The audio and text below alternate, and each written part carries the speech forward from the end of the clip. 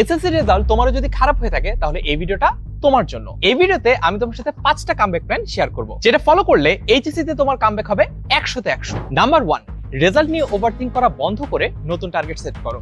যা হওয়ার সেটা তো হয়ে গেছে, সেই রেজাল্টটা যেহেতু তুমি পাল্টাতে পারবে না, তাই আপকামিং রেজাল্ট নিয়ে বেশি চিন্তা করা এবং সেই অনুযায়ী টার্গেট সেট করে কাজ করাটাই বেশি ইম্পর্টেন্ট। নাম্বার 2, কলেজ শুরু হওয়ার সাথে সাথেই পড়া শুরু করতে হবে। এইচএসসি লাইফে সিলেবাসটা অনেক বড় আর সময় অনেক কম, তাই কলেজ শুরু হওয়ার শুরু থেকেই তুমি যদি পড়া শুরু না করো তাহলে কিন্তু এই সময়ের মধ্যে সিলেবাস প্রপারলি কমপ্লিট করতে পারবে না। নাম্বার 3, ডেইলি ফলো করার জন্য একটা ফিক্সড রুটিন রাখো। আমি আমার 10 বছরেরও বেশি পড়ানোর অভিজ্ঞতায় দেখেছি যারা এরকম একটা ফিক্সড রুটিন রেখে টার্গেট সেট করে আগায় না, তারা কিন্তু আলটিমেটলি রেজাল্টও ভালো করতে পারে না। নাম্বার 4, শুধু পড়লেই চলবে না, প্র্যাকটিস করতে হবে। কারণ তুমি কতটুকু ভালো মতো পড়েছো সেটা তখনই বুঝতে পারবে যখন তুমি রেগুলার কোয়েশ্চেন সলভ করবে। পড়া হলো, শেখা হলো, কিন্তু প্রোগ্রেস যদি নিজে ট্র্যাক করা না হয় তাহলে কিন্তু কখনোই বুঝতে পারবে না যে তোমার পড়াটা কতটুকু অ্যাপ্রোপ্রিয়েট হয়েছে।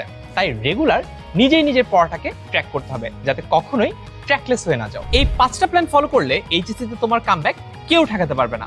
বাই দ্য ওয়ে, কলেজ লাইফের একেবারে শুরু থেকে কিভাবে A+ পাওয়ার ট্র্যাকে থাকতে হবে সেটা জানতে কমেন্ট সেকশন চেক করো।